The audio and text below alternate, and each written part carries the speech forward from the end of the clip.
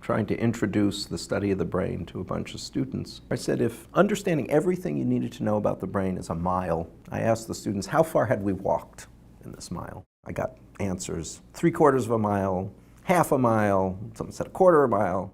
And I said, I think about 3 inches. This is unconventional science. There's just this huge gap in our knowledge about how brains work, largely because we have no idea what they actually are made up of at the finest level.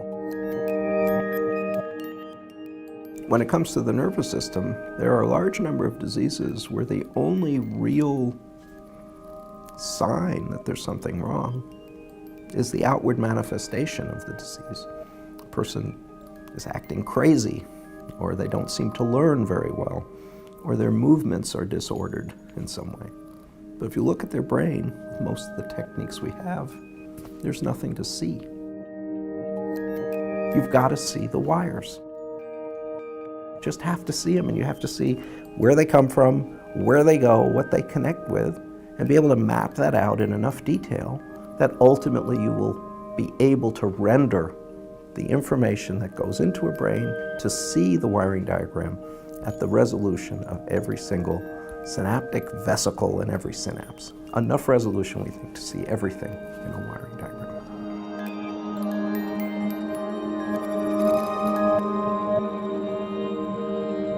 I'm a lab head of a group of people who work together. It's kind of a shifting group of people, but it's difficult work, and it requires many kinds of experts. So there are lots of people working together on this project.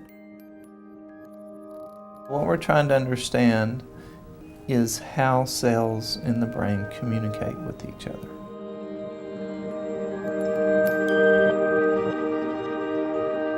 I have to look at the entire pipeline from the beginning, where we start with a mouse, make a sample, process the tissue, cut sections, and then ultimately begin imaging them.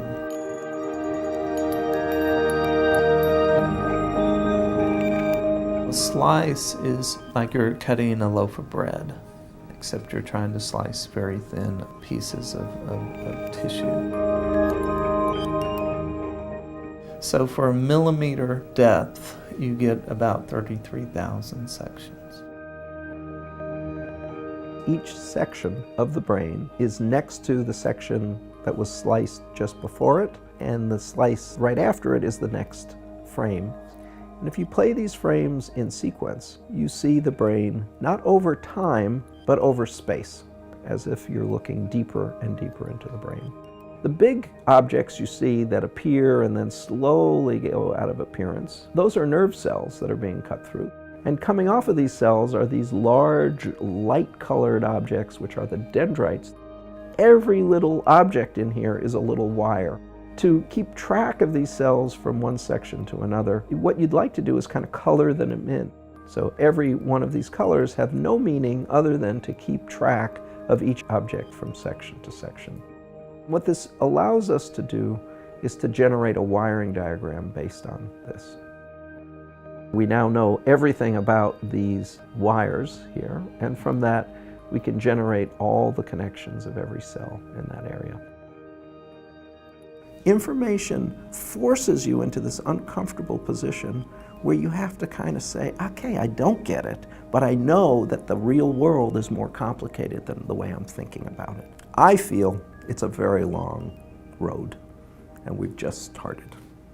That's my view.